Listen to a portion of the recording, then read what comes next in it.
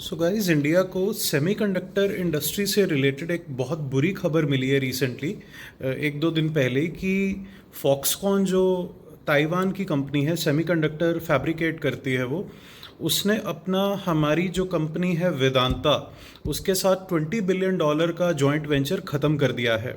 See this gives us an indication why people are not happy investing in India on a large scale and why actually the results are not coming on ground. Let's be specific to the semiconductor industry. There are a lot of challenges. मेरे सामने मैंने एक list बनाई है, मैं एक एक करके आपको चैलेंज बताऊंगा. सबसे पहले, it is a very capital intensive sector. आप एक डील की ही बात करें, अगर $20 बिलियन की जो डील थी, तो बहुत एक कंसिडरेबल अमाउंट आपको बिलियंस में आपको इन्वेस्ट करना पड़ता है अगर आपने सेमीकंडक्टर इंडस्ट्री को लगाना है. सेकेंडली जो मैं कहूँगा, it is a thirsty industry. बहुत ज़्यादा पानी की इसको पर चिप जो इसको पानी चाहिए होता है, it needs millions of litres of water, and that water also does not have to be a normal potable water, it has to be hyper clean water. मतलब एक तो साफ़ होता है, बहुत ज़्यादा साफ़ पानी होता है, तो बार बार इसको क्लीन किया जाता है, प्रोसेस किया जाता है, तो उस क्वालिटी का इसको पानी चाहिए, और हमारे पास वैसे ही पानी की शॉर्टेज है. तीसरी, गवर्नमेंट से हमारा इतना ज़्यादा फिजिकल सपोर्ट नहीं मिल पाएगा किसी भी इंडस्ट्री को. बहुत ज़्यादा सब्सिडी नहीं मिल पाएगी क्योंकि बहुत ज़्यादा कैपिटल इंटेंसिव है, बहुत पैसा लगता है इसको. तो गवर्नमेंट का फिजिकल डेफिसिट और करंट अकाउंट डेफिसिट वैसे ही बहुत ज़्यादा है.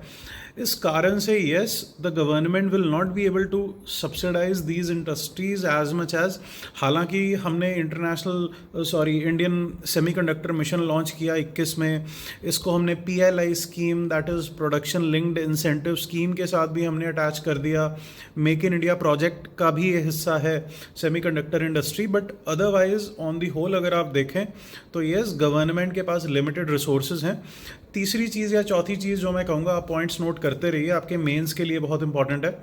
चौथी चीज़ जो मैं कहूँगा, नेचुरली हमारे यहाँ जो प्राइवेट सेक्टर है उसकी इन्वेस्टमेंट जो है, पिछले अभी कुछ दिनों में हमने देखा है, पिछले कुछ क्वार्टर्स में भी हमने देखा है, डाउन गई है. सो प्राइवेट इन्वेस्टमेंट क्लाइमेट और ecosystem is not good.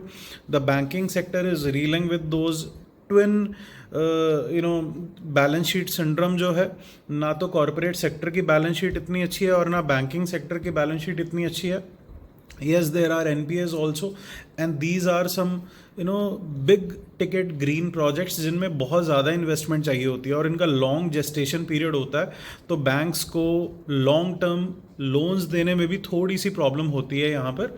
Then अगर और बोलूँ तो लैक ऑफ फैब्रिकेशन कैपेसिटी मैंने लिखा हुआ है. येस, इंडिया के पास पहले से ही फैब्रिकेशन कैपेसिटी, अगर मैं कहूँ तो सिर्फ मैं इसको इंफ्रास्ट्रक्चर और फैक्ट्रीज़ के माध्यम से नहीं देखूँगा, मैं इसको ये भी देखूँगा कि हमारे पास बिजली है या नहीं, हमारे पास रोड इंफ्रास्ट्रक्चर अच्छा है या नहीं, या हमारे पास उस क्वालिटी के उम्दा स्पेशल इकोनॉमिक जोन्स हैं या नहीं, या हमारे पास स्किल्ड लेबर फोर्स है या नहीं, हमारे पास उतने electronics and communication core engineering के उम्दा लेवल के इंजीनियर्स हैं या नहीं जो इस इंडस्ट्री में काम कर पाएँ.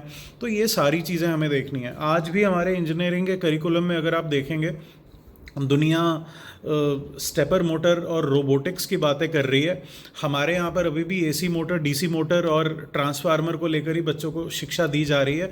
उन्हीं छोटी छोटी चीज़ों पर आज भी ध्यान जा रहा है. इंजीनियरिंग का curriculum is pathetic, I would से, सिंस द 3 to 4 डेकेड्स. मैं IITs की बात नहीं कर रहा हूँ, मैं एक आम इंजीनियरिंग या रीजनल इंजीनियरिंग कॉलेज की बात कर रहा हूँ. IITs में भी इतनी कैपेबिलिटी नहीं है कि वो इस क्वालिटी के इंजीनियर्स तैयार कर सकें, और अगर वो करते भी हैं तो वो अपॉर्चुनिटीज़ ब्रेन ड्रेन के थ्रू जो है अमेरिका जा रही हैं या यूरोप में जा रही हैं या कहीं बाहर जा रही हैं. देन फैब्रिकेशन कैपेसिटीज़ के बाद, इन्वेस्टमेंट के बाद अगर हम बात करें तो गवर्नेंस जो है हमारा वो थोड़ा सा वीक है. देखिए, फॉक्सकॉन ने भी जो अपना उसने जवाब दिया है, जो उसने रिप्लाई दिया है कि why have we actually gone down with the deal, is उन्होंने कहा है कि the information security in India is very porous. मतलब जो इंफॉर्मेशन इकोसिस्टम है, जो प्राइवेसी इकोसिस्टम है, जो सीक्रेसी इकोसिस्टम है, इंडिया में शायद चीज़ें लीक बहुत जल्दी हो जाती हैं. इंडिया में बहुत सारी जापानीज़ और यूरोपियन और जर्मन कंपनीज़ को करप्शन रिलेटेड इश्यूज बहुत आते हैं. Then there is also a bureaucratic red tapism in India. तो ये सारे गवर्नेंस रिलेटेड इश्यूज भी हैं जो किसी भी बड़ी इंडस्ट्री को, ना ही सिर्फ सेमीकंडक्टर, किसी भी आम इंडस्ट्री को हमारे यहाँ इस्टेब्लिश होने से रोकती हैं. And then lastly I would say semiconductor industry के स्पेसिफिक्स में ये और इंडस्ट्रीज से भी रिलेट करता है, लेकिन इलेक्ट्रॉनिक्स मैन्युफैक्चरिंग में बहुत इंपॉर्टेंट पॉइंट है ये कि China's loss should have been India's gain.